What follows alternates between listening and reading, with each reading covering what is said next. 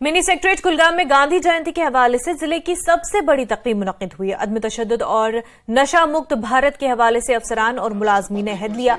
ADC Kulgam ने के अलावा एडीसी वकारगिरी मोहम्मद इमरान खान, एआरसी मीर इम्तियाजुल अजीज के अलावा मुख्तलिफ महकमों के अफसरान और मुलाजमीन मौजूद थे। गांधी जी की खिदमत को सराहा गया और उनके पैगामात को आम करने पर जोर दिया गया।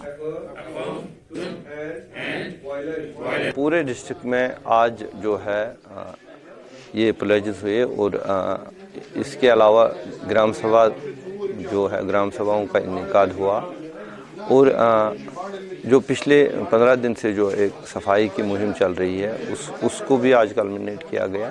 तो आज यहाँ पे जो हमने एक तो गांधी जी की जो उसका फ़लसफ़ा था, जिस तरह की ज़िंदगी उसने गुजारी, उस पर बात हुई, उसके मुख्तलिफ जो पहलू हैं उन पर रोशनी डाली गई। उसके अलावा 2 प्लेजेस हुए। एक तो ड्रग फ्री सोसाइटी, नशा मुक्त जो समाज है उसका प्लेज हुआ और नॉन वायलेंस जो जिसमें हम जो तशद्दुद के मुख्तलिफ जो मतलब फॉर्म्स हैं उनके बारे में कहा गया कि हम उससे दूर रहेंगे, उसके बारे में प्लेज हुआ।